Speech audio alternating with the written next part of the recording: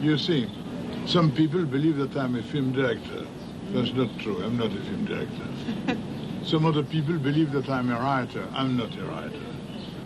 Some other people believe that I'm good to help actors to act. I don't think I'm so good. The truth is that I'm a storyteller. I like to tell stories. You know, I know stories. I have some stories which are inside myself, and I feel like an urge to tell the story. And I tell the story. Now I tell the story with a camera, or with a pen, or with a typewriter. Well, to me, it doesn't make very much difference. Yes. The main thing is to tell the story. Un califourchon sur la branche, le cœur de nègre sourit et pousse le pauvre nègre dans le vide. Tous les beaux messieurs éclatent de rire. Les un coup de feu éclate aussi. La corde casse, le nègre est sauvé. Haut les mains! Et tous les beaux messieurs lèvent les bras aux cieux. Arizona Jim. In Le Crime de Monsieur Lange, Jean Renoir's hero wrote innocent stories about an America populated by cowboys and Indians. 5 years on, the great French director was to discover the new world for himself and try to rebuild his career in Hollywood. Dans un nuage de poussière. On the eve of 1941, Jean and his companion Dido arrived in New York. Flying on to Hollywood, Jean hoped to be dazzled by the mythical land of the movies, but was disappointed how small-scale it all seemed.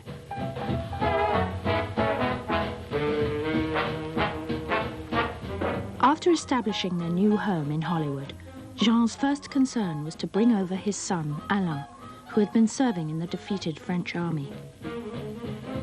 I got to New York just about 2 weeks after Pearl Harbor. And I went to Hollywood, and I did not know what to do.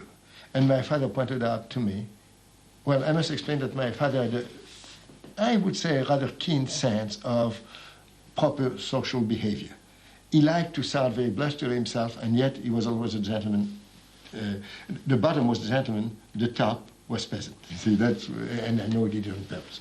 Well, anyway, and he pointed out to me that the United States had given me a permit of entry before Pearl Harbor, and that now it would be polite for me to join the American Army. And I said, but look, I don't speak a word of English. And he said, well, I certainly hope you do not intend to become a general. And he says, how? I enlisted in the American Army to be polite. Jean was soon joined in Hollywood by his beloved former nanny, Gabrielle, who became a close neighbour, together with her son Jean and her husband, the painter Conrad Slade.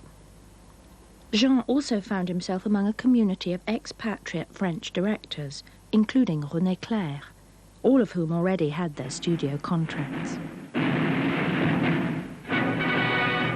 Jean signed a 2-picture deal with 20th Century Fox, but all the projects of his own choosing were rejected by the dictatorial head of the studio, Darryl F. Zanuck. 20th Century Fox is more than an institution. We are all united in one common work, the work of making 20th Century Fox the outstanding company in the moving picture industry, and we will succeed. With a famous slip of the tongue, Jean told a public relations man that he was delighted to be working for 15th Century Fox. Finally, his new lord and master offered him a script that he liked, Swamp Water.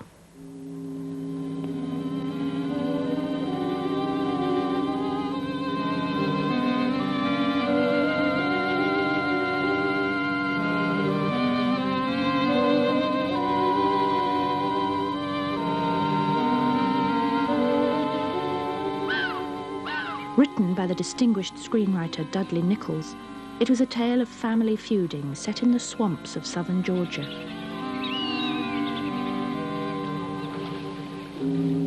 These scenes were all that Jean was allowed to film on location. Zanuck insisted that the director shoot everything else in the studio where he could be constantly watched over.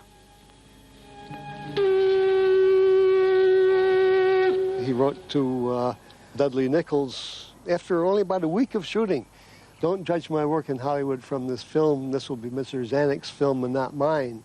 As he discovered that, in fact, it was, that Zanuck had to decide everything, and that if Jean shot something in the way that he thought it should be and Zanuck didn't like it, had to be shot over, However, Jean at least won his battle over casting relatively unknown actors. His two young leads were Anne Baxter, who brought echoes of the wild child characters once played by Catherine Hessling, and Dana Andrews.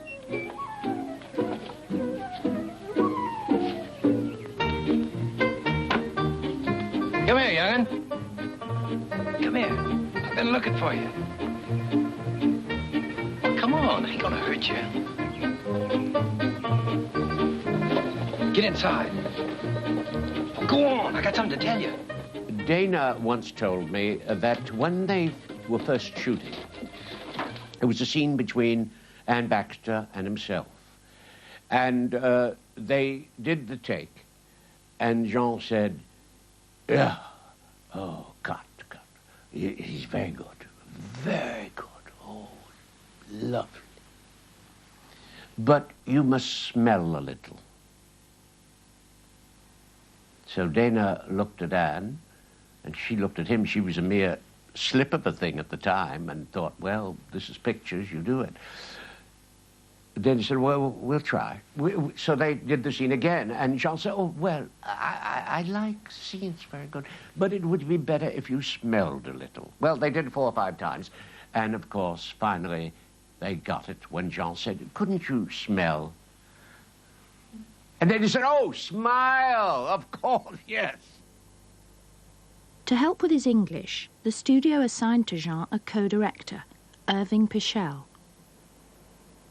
Zanuck would send him memos saying, you're going too slow, and the trouble is that you consult with everybody on the set. From now on, I want you to talk only to Irving Pichel, and then you and he make the decisions, and then you shoot. And for Renoir to function on the set where he was only allowed to talk to one person was, you know, as bad as it could be. You know, so that was not a happy experience. And he wrote to Dudley Nichols, I think the sentence is exact, I would rather sell peanuts in Mexico than make films at Fox. Despite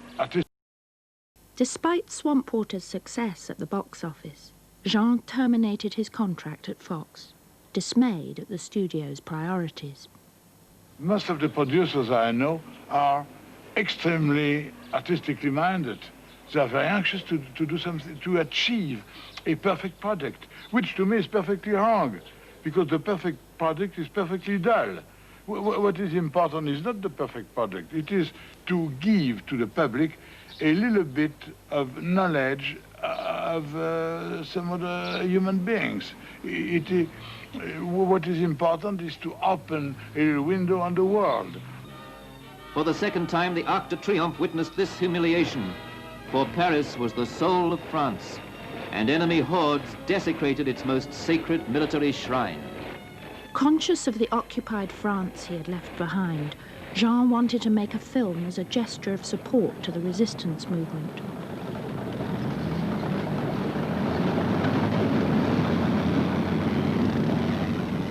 Although This Land Is Mine was set in an unspecified European country, there was little question that it was really Jean's homeland.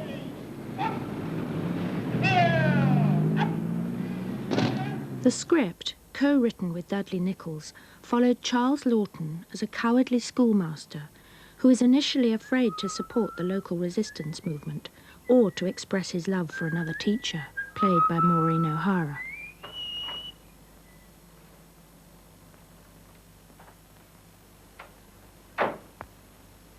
Louise! Where's Paul? You coward. You know what happened to Paul. They killed him. That's why you're free. To think we trusted a thing like you. We knew you were weak, but I told Paul you'd be strong enough to keep your mouth shut. How much did they pay you? Or did they just give you your life? Louise! That's not worth much. Louise! Don't try to lie about it. You're the only one that knew. Get out! Get out! I was interested that Renoir said something in his book about he always felt that he was a coward in his life, you know, and here he was, this, you know, he'd been in the Air Corps and been wounded, and I think that idea of the coward who's brave, that Lawton just sort of reminds me of Jean in a way again. You know, Major von Keller said a very funny thing to me last night. He told me I wasn't a coward. I think he was right. And I'm not the only one who's not a coward. This town is full of courage. I'm proud of it. I'm proud to be born and die here. Thank you. Il a fabriqué une France à l'américaine, c'est-à-dire telle qu'il savait que les Américains la concevaient.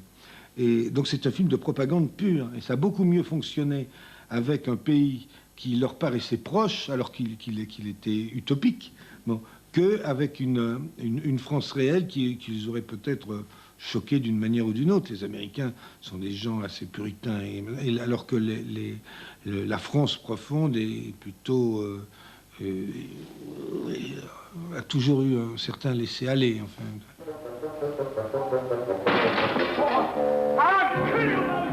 Jean again attempted to recreate France in a Hollywood studio with his adaptation of Octave Mirbeau's once scandalous novel, Diary of a Chambermaid. The film was produced and co-written by the actor Burgess Meredith, who also created a role for himself.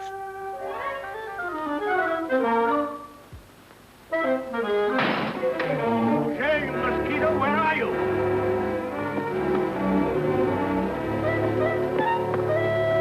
I'll get my gun. The chambermaid Celestine was played by Paulette Goddard, then married to Meredith. Excuse me. Oh, my nerves! Captain O'Shea, I'm your neighbor. I live right over there. I'm an old soldier, as ready to serve a pretty woman as I was to serve my country. Well, Captain, if it isn't asking too much, why are you breaking our glass? Renoir improvised on the set. Suddenly he would be off shooting a new scene someplace on the set that he felt was needed. And I had the job of saying, we have to get back on schedule, Jean. Get back on schedule. No, said Renoir. What we have to do is make a fine picture. Your hair's very nice. Where did you come from? Oh, I come from Brittany, sir. I was born in Odierne, where it's windy and foggy and rough, but I love it. Why, ever since I was a little girl, I've always... Oh, never mind, never mind. I've had that story. You've had it? Oh, I beg pardon, sir.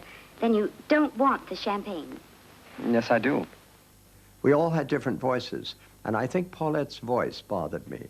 It was very amusing for comedy and so forth, and she had a comedic gift, but it was a little brassy, and she seemed to me to jump out at the fact of her voice, American.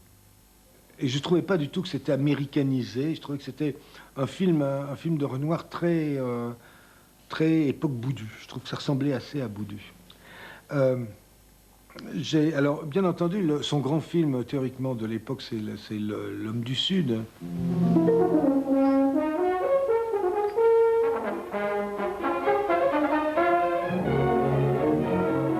The Southerner was the story of a Texan family struggling to grow cotton under impossible conditions.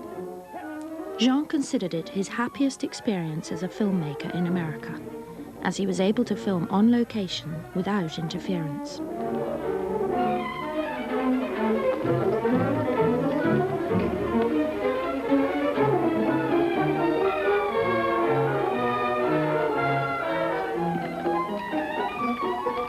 But Jean's dream of working independently from the Hollywood system soon crumbled.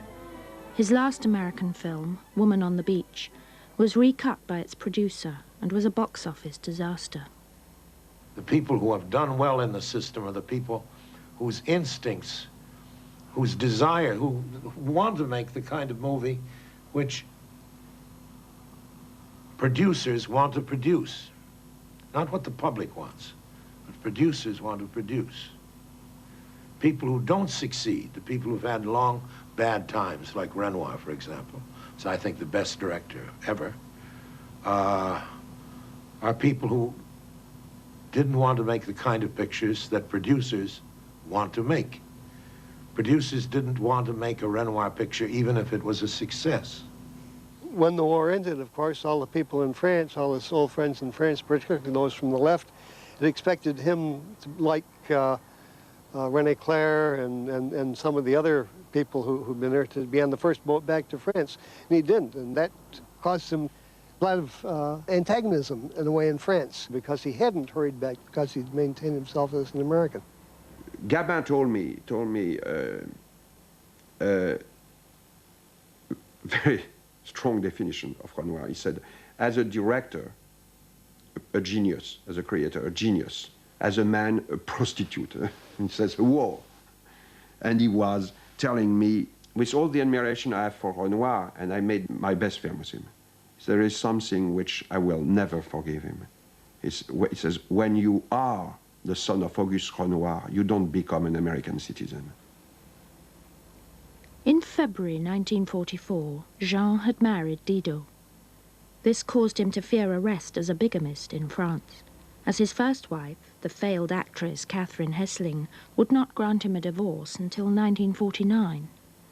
Jean also wished to remain close to his son, Alain.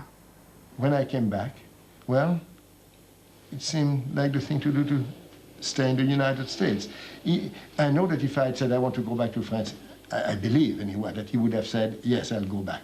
But I wanted to stay because the situation in Europe seemed to be much too insecure and I thought I would not recognize things after the war. So I decided to stay, and he was quite in favor of that, and that's how we both stayed there. That's the story in a nutshell. Jean found new inspiration in a recently published book by the author of Black Narcissus, Rumer Godden. The River was a semi-autobiographical story of a young girl growing up in a large English family in India. He was very disturbed by the war, and he thought that this little book was a book of reconciliation. He called it an act of love towards childhood and India. He said, you must come to Beverly Hills and write the script. And I thought, well, I don't know how to write a script. I've never tried. And he said, never mind, no one else is going to write it but you. I went with The River under my arm to visit every producer in Hollywood. All of them, they told me, you want to make a picture about India? Yes, this book, The River. Well, but my poor Jean, we love you. You make a mistake. You want to make a picture about India without elephants and without tigers. That's impossible. No one would back him. And really, no one but an idiot would have backed The River, because it didn't look anything like a money spinner. But there was a little man in Hollywood, down in Hollywood, whose wife was publicity agent for Esther Williams. And he had cherished a dream of making a film. And he was a drive-in florist. Kenneth McEldowney, that drive-in florist, found money in India to complete the budget for The River, and filming began in 1950. Immediately, Jean found himself torn between telling his story and making a documentary on what he saw.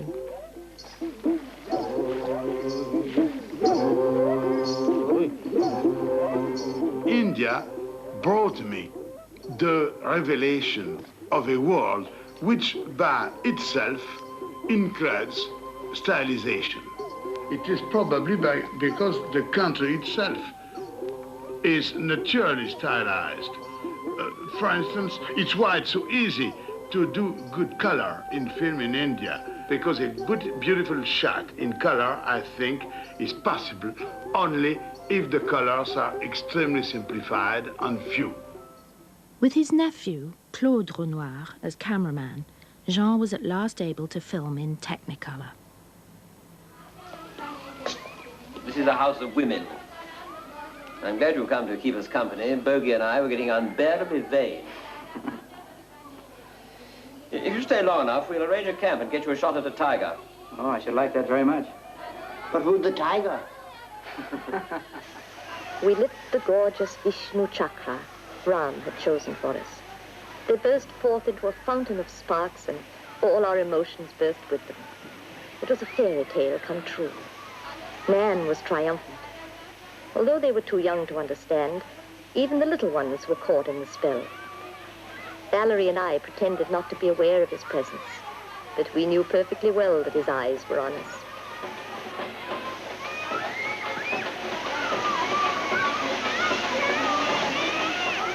He improvised. He liked to improvise and change setups, and if he saw a beautiful tree or something, he'd think, oh, we must get that into it. So he would then say, change the scene, we have this tree in, and the scene would go completely into something else. Everything Jean did, Michael Danny tried to stop, because he could not understand what he was getting at. It was very grievous to see. As a shot during the big siesta, where we wanted to establish everybody was asleep, and leading up to the death of the little boy, where the little girl is lying on the floor under the bed, and the rabbit is asleep on the bed, and then he gets up and hops and looks over at her. And that took 3 days to get. And Michael Danny was really in despair. And of course it overran its budget.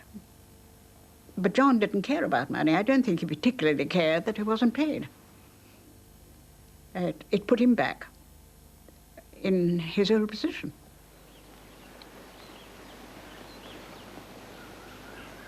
"10 minutes ago she wasn't born, and tomorrow we'll be used to her. And yesterday we... Bother yesterday. This is today. And today. Here is the baby and us, the big river, the whole world and everything.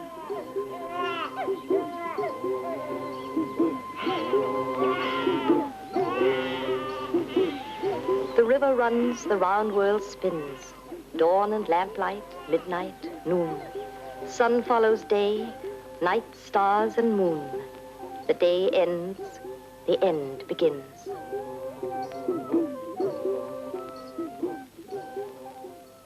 It was very strange, the impact of this country on us all. And it had a very odd effect on all our lives, I think. It changed them quite a lot. I think it was very important to Renoir because he was at a very low point in his life at that, as far as a filmmaker. And he was disenchanted by Hollywood. And to him, India gave him, it revitalized him. The river released him from the American film industry. It got him out of Hollywood. It was, I think, coming home from his first trip to India, that he first went back to Europe. He first was in France in November of 1949, after leaving in October of 1940. And so he came back to France, reacquainted himself with French things, and got reconnected with Europe. And the river is the sort of vehicle for that reconnection. After the river, he never again was an American filmmaker. He was an international filmmaker, a European filmmaker. Jean made his first film back in Europe, in Rome. The Golden Coach, starring Anna Magnani, was a musical extravaganza about a commedia dell'arte troupe. In style, it was a radical change from his pre-war films.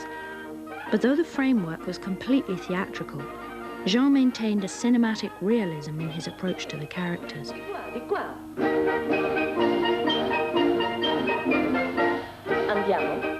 He insisted having circus people to play in it, instead of actors who would play part of the commedia dell'arte.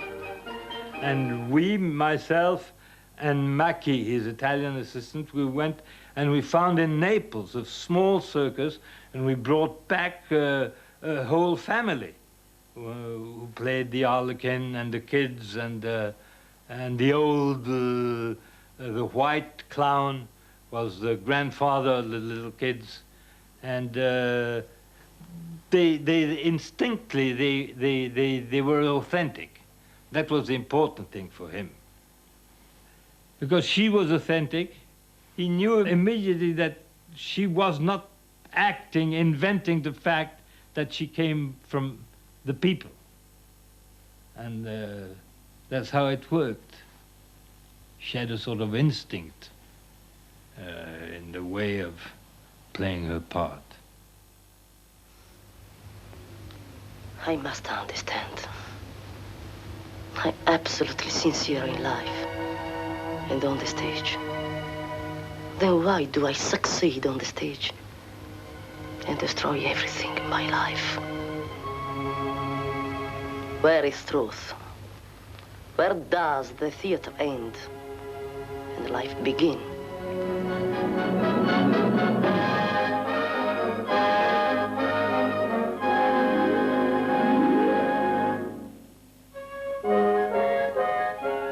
The stage remained the subject of Jean's triumphant return to France, French Can-Can. The film was a celebration of the founding of the Moulin Rouge, and in its cast were many genuine music hall performers. The female lead, however, was the popular star Françoise Arnoul. C'est avant tout un gourmand. Dans tous ses films, montrer ses personnages et faire vivre ses personnages, c'est une gourmandise des êtres. Et il était heureux, Jean, de pouvoir avoir pour jouer une fille du peuple, quelqu'un qui n'était pas du tout du peuple. Et la première rencontre que j'ai faite avec Jean Renoir, il m'a demandé seulement de dire une phrase qui est une phrase en argot, où simplement Nini dit plusieurs fois dans le film « Oh, tu charries !» qui est une expression populaire française du peuple d'une certaine époque. Et il était ravi que ça soit quelqu'un qui ne peut pas parler comme ça, qui fasse ça. Avance à la lumière, petit.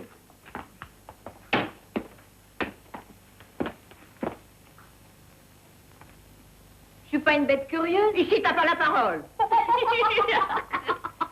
Qu'est-ce que tu veux en faire? Eh ben, je vais bien t'épater. Tu te souviens de tes triomphes quand tu dansais le cancan? C'est pas d'hier. C'est ça ton idée? Oui, c'est ça. Et pas seulement pour elle, mais pour tout ton pensionnat, puis peut-être pour bien d'autres encore. T'es louvetingue. Non, je suis pas louvetingue, non. Imagine un bataillon de belles filles dressées comme à l'opéra, avec toutes des petites frémousses comme celle-là, hein? Mais c'est fini, le cancan. Qu'est-ce qu'elle ferait avec le cancan, ces petites? La retape à la Reine Blanche? Le cancan. Pourquoi pas le rigodon? Trouvera un nom nouveau, puis voilà. Mais ils ne veulent plus que des noms anglais maintenant. Macadam, McFarlane, Pickpocket, Lavatory. Ce serait dommage pour notre vieux cancan. French cancan. Pas mal. Hein? Seulement voilà. Ces petites-là, jamais elles ne pourront faire ça. Hop! Oh ben ça alors! C'est un milieu qu'il connaissait fort bien, qu'il a connu dans la grande époque du musical, avant la guerre de 14. Et ce milieu le passionnait, parce que c'est un milieu de véritables artistes qui prennent des risques, avec un public qui n'est pas toujours gentil, qui n'est pas toujours commode.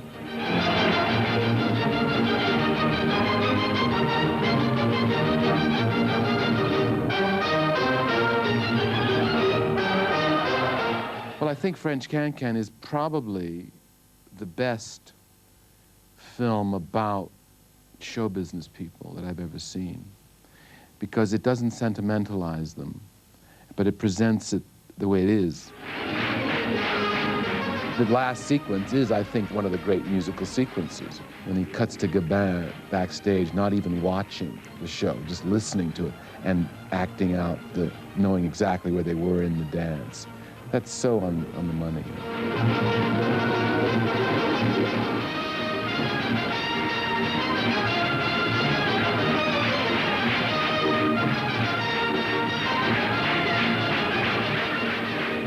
With Helena et les Hommes, Jean completed his Technicolor trilogy of period pieces about one woman pursued by three suitors. The film rescued the career of a close friend of his, Ingrid Bergman. However, Jean failed in his attempts to make a film with another actress he had befriended, Leslie Caron.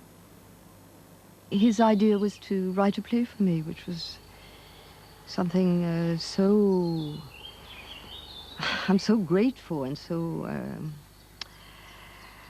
moved by the gesture.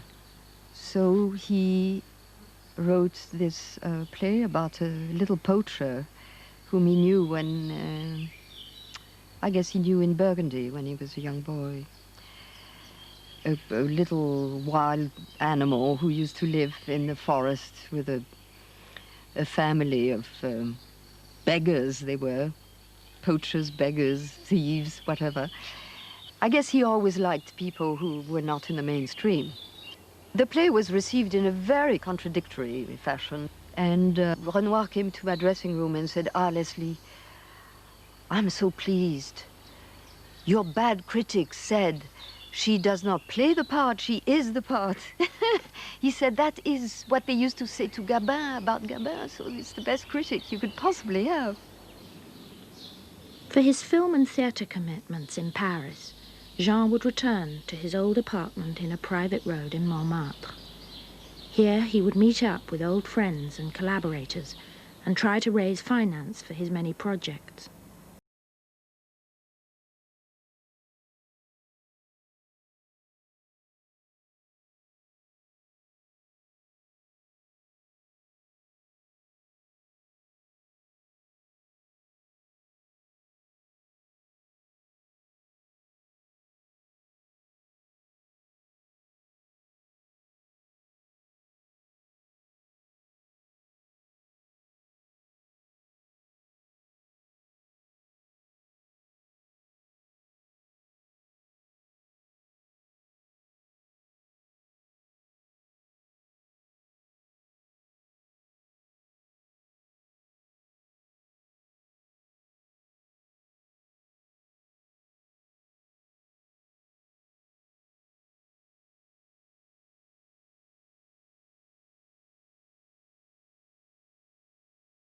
Mostly designed by Jean, who had very definite ideas as to what it should look like. And he did it with the help of an architect. And he wanted something very well built, so no wood or anything like that. And the house is mostly built of brick and concrete.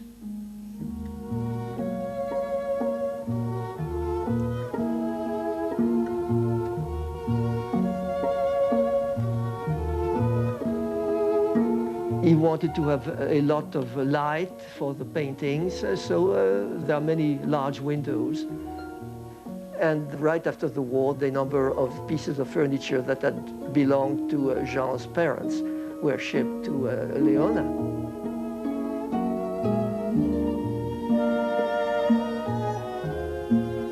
Some of the paintings came from France, in particular the Chasseur, which had tempted Hermann Goering during the war and had to be hidden. May I ask you what Jean is doing with the gun? That I don't know. His father had an idea to paint him like that because he never used a gun. He couldn't kill a fly. No, I know. I've seen Jean take a spider and carry it out of the house. How did he manage when he made his picture in India with all the bugs? I had to shout for help when a cockroach appeared coming out of the bathtub, you know, but Jean would never kill them. He, with great precaution, would take them out and then it would crawl back again, a very stubborn animal. Didot was a fabulous wife first, fabulous secretary also, fabulous housekeeper. You know, Jean was always approached by a lot of people. A lot of them were beggars or boring people. And Didot taught me one thing. In life, there are two kinds of people. Les amis, friends, et les emmerdeurs. The borers, you say. I don't know how you say it. And she was fabulous for him because she kept away a lot of people whom Jean would have had the kindness of accepting. She had a bad reputation because of that. Because people used to say, "Oh, she's a bitch." She was not. She was simply very, very clever, and he knew it. I believe that he was very aware that he needed strong women around him, and he loved that, as a matter of fact. Didot, quand on parle de couper un animal, ça veut dire qu'on le châtre. Est-ce que tu nous proposes de châtrer cet Olivier? Non. Est-ce que vous nous proposez de nous châtrer nous-mêmes? Oui. Écoutez, mes amis, vous êtes trop spirituels, n'est-ce pas? Vous êtes trop spirituels. Est-ce que ton... Oui.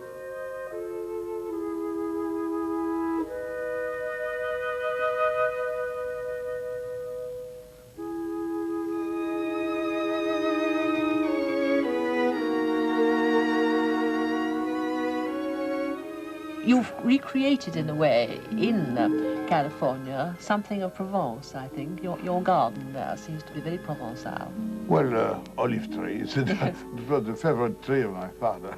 Loved the silver side of the leaves.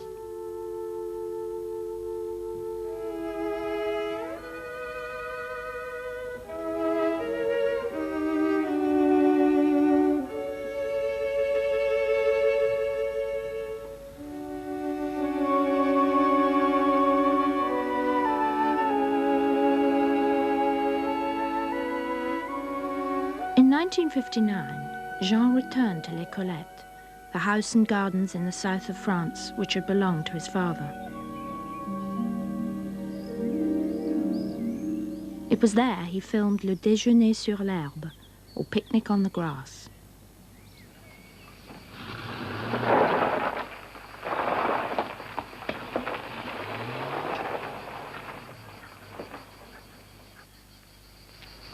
C'est ici. C'est mon père. Adieu, papa. Adieu. Qui c'est celui-là? Il va rester avec nous quelques jours. L'endroit est charmant. Oh, l'endroit est charmant. Il parle comme le colporteur, celui-là. Oh, c'est pas pareil. Ouais. Déjeuner sur l'herbe, I thought really recalled your father's work very often. Well, but that's the only picture where I worked on purpose in that direction. Some people told me that there is a little bit of the influence of Renoir in some other pictures, but it was unconscious. In Le Déjeuner sur l'herbe, it was perfectly conscious. And I did it mostly because I was afraid that the garden of my father in the south of France would disappear. It belonged to my brother who couldn't keep it, and I was afraid the trees perhaps would be cut down, perhaps small houses would replace the farm. And since my way of expression is movie making, I thought, let's make a movie there. And I made a movie there. The film's subject was an eminent scientist whose plan to introduce the human race to artificial insemination is defeated by the forces of nature and his love for an innocent country girl. The scientist was played by Paul Meurice. The girl, a young actress from the Midi, Catherine Rouval. Il m'a choisi parce qu'il trouvait que je ressemblais à Gabriel, qui avait été sa nounou, j'imagine, quand il était petit. Et en effet, la silhouette représentait ce que j'étais avec mes cheveux noirs, avec le chignon comme ça, et le profil court je pense, de Gabriel. J'ai ce côté un peu court, puis j'avais le visage un peu plus rond aussi, j'étais plus jeune. Et j'avais ce côté un peu poupée, quoi, enfin poupon de la jeunesse, qui fait que ça ressemblait pour lui à ça. Et en effet, il a voulu telle robe et pas une autre, telle jupe. C'était très important pour lui, quoi. Il a fait très attention à ça.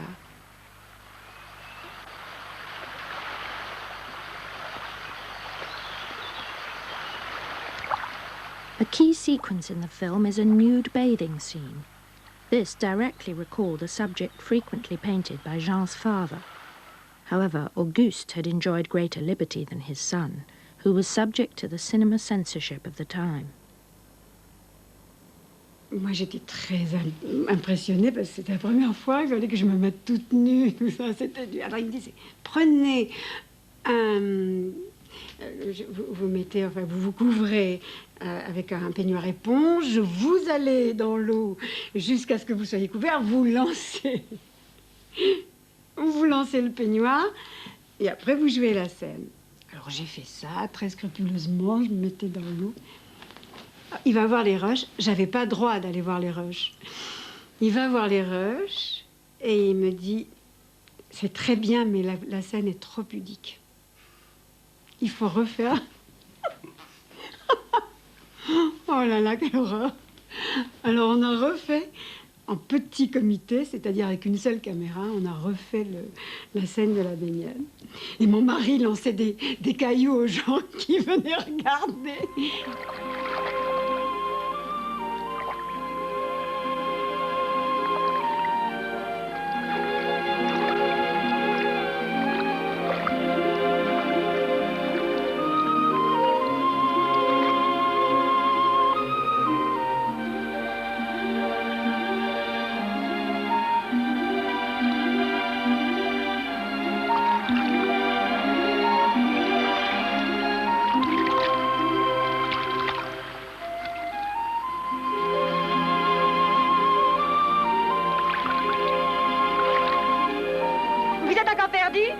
je vais vous accompagner.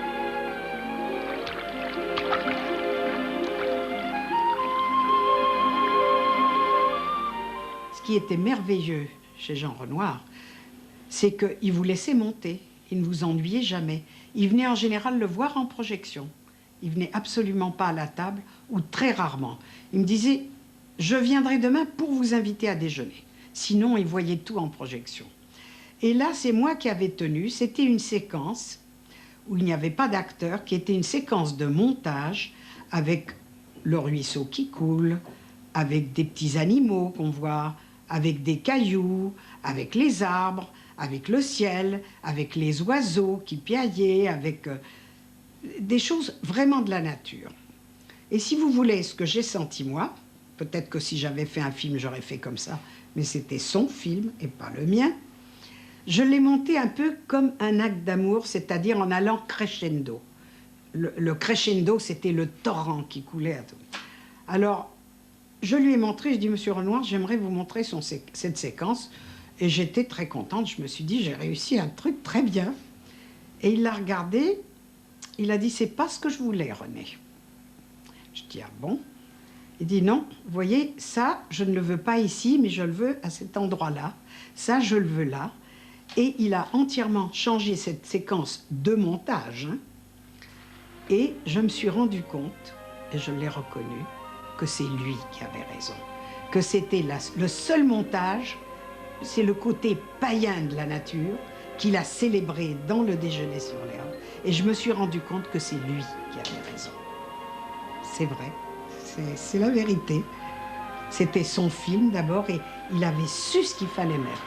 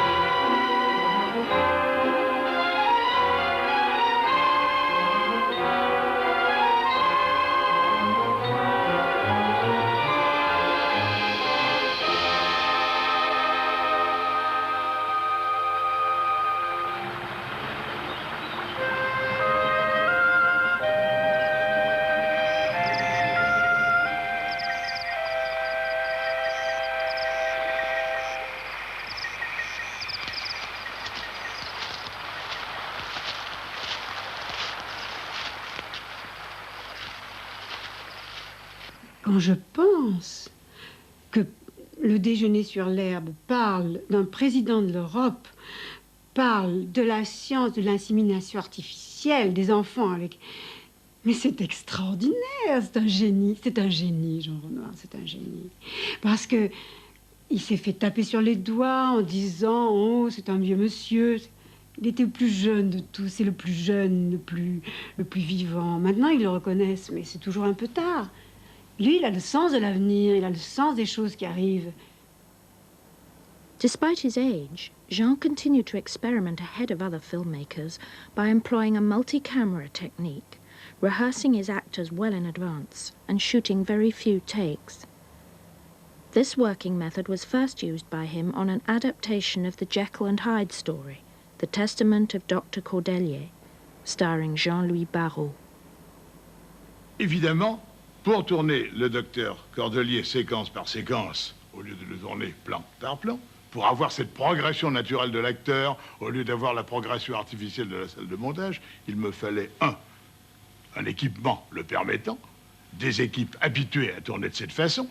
L'équipement le permettant, je le trouvais à la télévision, puisque dans certaines sets du docteur Cordelier, j'ai eu jusqu'à 8 caméras et 12 microphones. I remember going on that set where he was shooting with so many cameras, and it was so interesting how enthusiastic he was about this television approach, which I think is a disaster. And you know, I'm not such a fanatic. There's some weaknesses in some of his late films, and I don't think Cordelier is one of his greatest films. I come from a generation of film buff who fought very much under the influence of Truffaut and Rivette for Helena and French Cancan. And I remember seeing Elena 5 or 6 times during the same week, and fighting and defending against everybody. I would not be as convinced now. It was in a moment where you had to fight for Renoir against a lot of other directors because of what he represented. The fact that his style was more modern, more creative than, for instance, Carnet. But now the fight is not necessary anymore. You can look at the last Renoir film with less passionate eye, and a lot of them are, I think, I would not say disappointing, but they are less creative, less good than most of his pre-war film, or even his American film. Jean's last film for the cinema was The Elusive Corporal, made in 1962. Its story of escapees in the Second World War brought comparisons with La Grande Illusion, not always to the film's advantage. Il m'a dit, René, si ce film n'a pas de succès, je ne ferai plus aucun film. J'ai dit, mais non, c'est pas possible, Monsieur Renoir, ce film est très beau, il y a de telles qualités humaines dedans, les gens l'aimeront, moi je l'adore. Et puis il m'a regardé, c'était vrai, puisqu'il n'a fait plus que le petit théâtre. Et il a eu beaucoup de projets remarquables, et on ne l'a pas aidé, malheureusement. Je me souviens m'être fortement disputé avec un membre de la commission d'avance sur recette quand il avait présenté le petit théâtre, plutôt le petit théâtre de Jean Renoir. On lui avait refusé de l'avance sur recette. Et j'avais dit au type, mais comment pouvez-vous, enfin, bon. Et le type m'avait répondu, mais c'était très mal présenté. C'était comme s'il fallait que Renoir calligraphie. C'est épouvantable. Donc, il n'a jamais été non seulement aimé, mais même compris par la majorité des gens.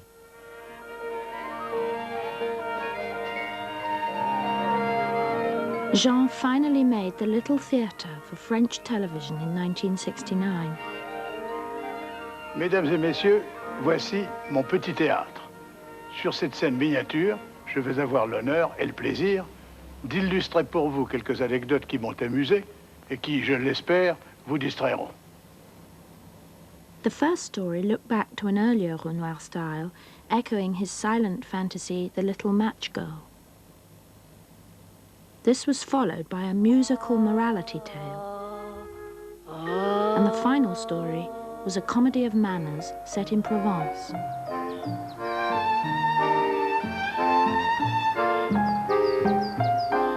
There are 3 complete different stories, done in 3 complete different styles, and that's marvelous. I mean, to me, it's a symbol of what he's always tried to do, which is changing. C'est vrai que Jean était très fatigué quand on a tourné le petit théâtre, et on l'obligeait à s'asseoir parce qu'il était jamais, il marchait, il jouait toutes les scènes, il jouait tout le personnage. En fait, Jean, il n'avait qu'un seul regret, je crois, dans sa vie. Il voulait, et il l'a fait plusieurs fois dans ses films, Jean aurait rêvé d'être acteur. Il avait un frère qui était un acteur admirable, qui était Pierre Renoir, et Jean, il faut bien le reconnaître, n'est pas un bon acteur. Mais il adorait jouer. Je garderai toujours l'image de Jean Renoir, qui avait toujours son chapeau sur la tête. Il avait un grand feutre sur la tête. Et il disait « moteur », il enlevait son chapeau pendant qu'on jouait. Il saluait presque et il remettait son chapeau quand on avait fini la scène.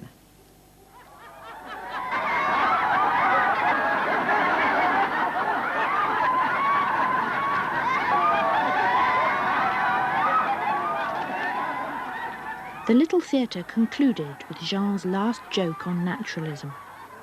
As the actors took their bow, it was also to be his final curtain.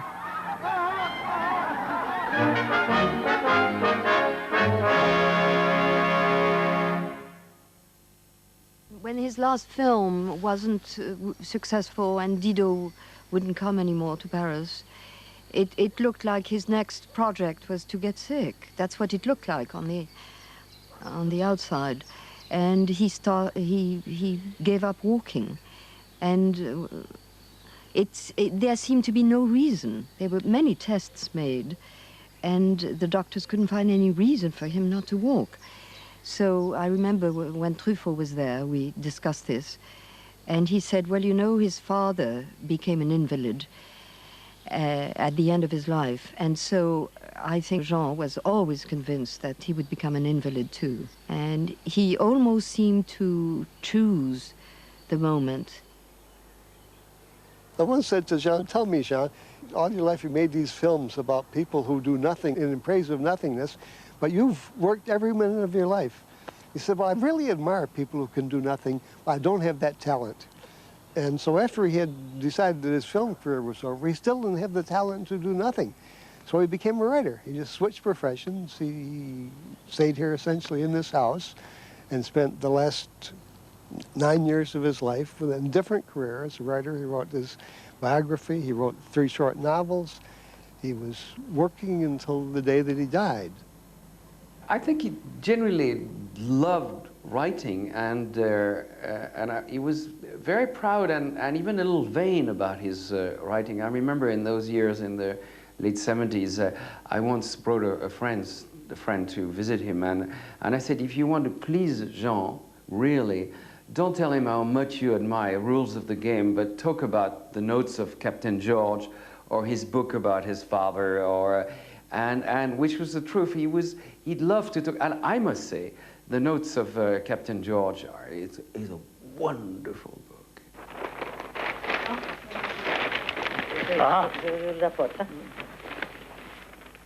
It was very interesting watching people come to Leona Drive. I mean, they were obviously motivated to come for various reasons. I mean, some of them were making a pilgrimage to the great Jean Renoir. Others just loved him as a human being, as a friend, and he made many friends. Hello.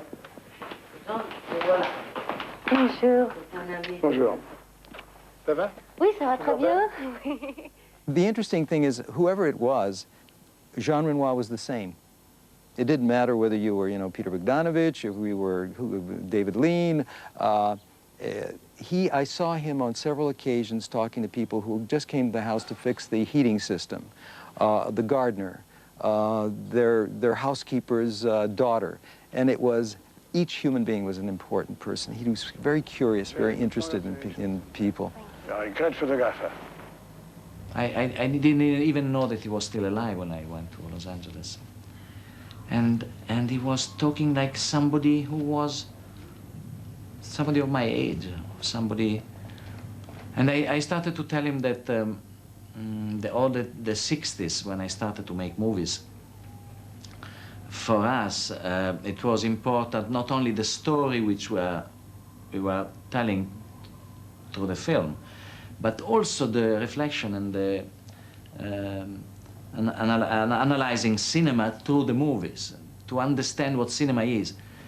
And he had done that 30, 40 years earlier, absolutely with a complete knowledge and great lucidity about doing that.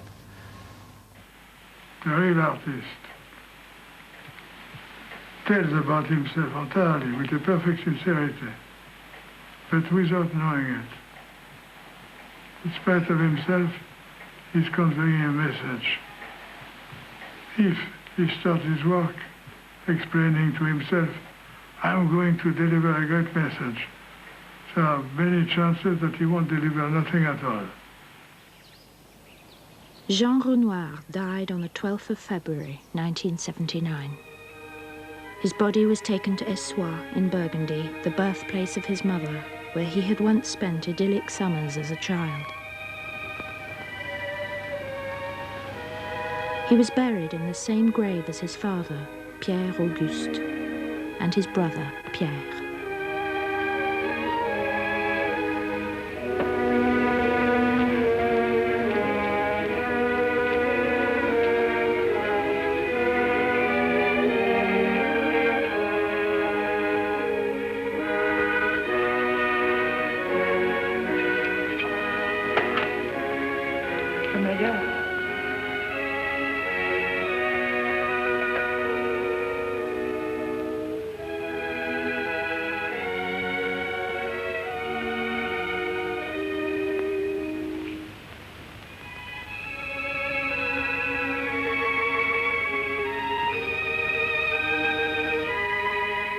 He had all his pictures on 16mm.